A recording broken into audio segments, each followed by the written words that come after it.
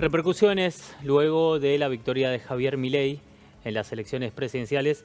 Vamos a entender cuáles son algunas de las medidas que pretende implementar, no solamente a nivel nacional, sino en cada una de las provincias, teniendo en cuenta la materia impositiva, y esto será de la mano de Guillermo Poch, tributarista. ¿Cómo estás?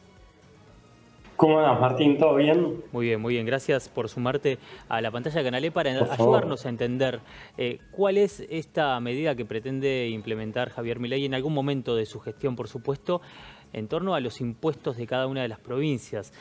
Cuando uno hace un raconto, y lo hemos charlado algunas veces, en la Argentina hay 148 impuestos, un número similar a ese. Entonces, la búsqueda de Milei es llevar a no más de 10 impuestos en cada una de las provincias. Contanos de qué iría esta novedad. Bueno, Martín, como vos bien indicás, en Argentina hay un número muy importante, como vos indicás, 148 impuestos, que bajo otro análisis podría ser inclusive un poco más alto. Y también depende en qué momento, si se ampliaron o no se ampliaron más el número de impuestos. Pero lo que te quiero transmitir es un número muy grande de impuestos.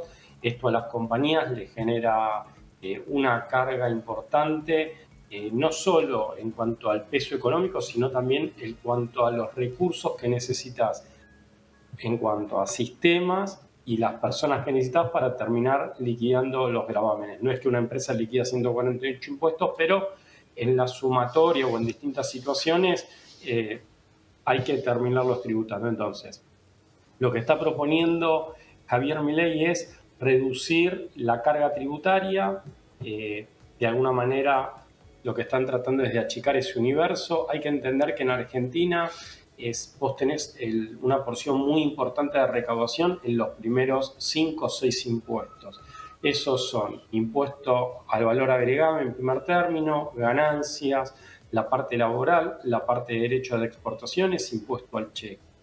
Y después de ahí en más, la recaudación cae considerablemente. Entonces, la propuesta de Javier Milei es llevarlo a un número más chico. Yo tal vez ahí, Martín, sé que él lo dijo, después cuando uno hace un análisis minucioso va a ser complejo terminar en esa carga tributaria total de 10 impuestos, Claro. porque hay muchas situaciones. Cuando nosotros llevamos ese número de 148, tal vez tenés incluida una tasa aeroportuaria. Entonces, vos no podés terminar de financiando los ingresos vinculados a lo que es la tasa aeroportuaria. Entonces, hay tasas que van a quedar, pero en líneas generales el mensaje que hay que tomar es que se está tratando de simplificar la carga tributaria. Y me Claro. parece que es correcto. ¿Crees, Guillermo, que podría generarse una especie de unificación según tipo de impuesto, como por ejemplo impuestos al transporte? Y ahí aparecería esto que mencionás de la tasa tributaria a un pasaje, por ejemplo, y que lo mismo suceda con diferentes gradualismos en otras instancias vinculadas al mismo sector. ¿O cómo se podría llegar a implementar sin llegar a ese número de 10 que marca Javier Milei, pero sí a un número considerablemente menor, a 148? Mira, tenés impuestos, voy a mencionarte dos para que la gente lo entienda rápidamente. Tenés el impuesto al valor agregado, es un impuesto que todo el mundo lo conoce. Impuestos en definitiva son consumos, uno lo aplica a la nación, otro lo aplican las 24 jurisdicciones, las 23 23. provincias más la capital federal. Eso en otros países se resume en un impuesto a la venta, en un único impuesto a la venta. Claro. Tendrías que hacer cambios considerables en materia tributaria para derogar la aplicación de un impuesto sobre los ingresos brutos, pero ponerle un impuesto de sellos. Un impuesto de sellos hace ruido, es un impuesto distorsivo, atenta contra la actividad económica, es a nivel provincial y tiene un costo del 1% sobre el valor económico de los contratos que vos estás firmando. Entonces, ese gravamen, la verdad, Martín, habría que tratar de eliminarlo. Ok, ok. Y así otros más, impuesto al cheque, tal vez impuestos internos, hay impuesto a las bebidas alcohólicas, después tenés impuesto a los motores diésel, a las embarcaciones, como que tenés un número importante de impuestos que a veces en definitiva no sé si aportan a la recaudación y generan más distorsiones que beneficios. Claro. ¿Hay provincias o distritos que tengan impuestos particulares de esos distritos, teniendo en cuenta la necesidad muchas veces de alcanzar un número al que no llegan a través de la coparticipación? Y mira, en líneas generales tenés impuestos, vamos a hablar a nivel macro y para que entienda la gente. De alguna manera tienen que aplicar impuestos sobre los ingresos brutos porque lo que les llega de la coparticipación no les alcanza.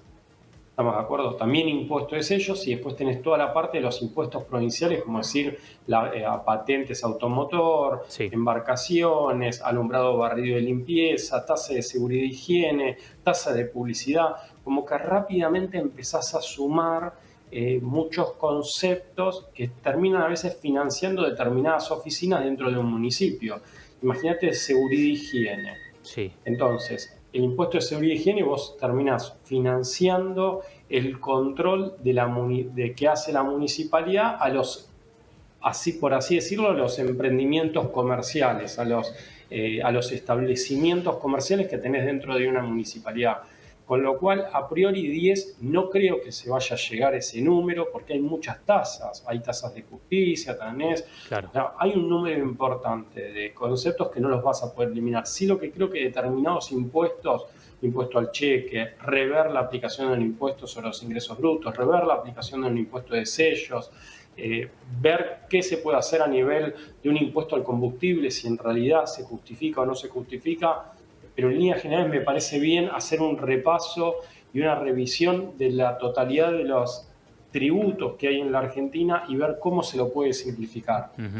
En esta explicación y análisis que estás brindando, Guillermo, mencionaste algunos impuestos que parecen prescindibles o negociables o hasta modificables o que podrían estar bajo un mismo universo y una terminología.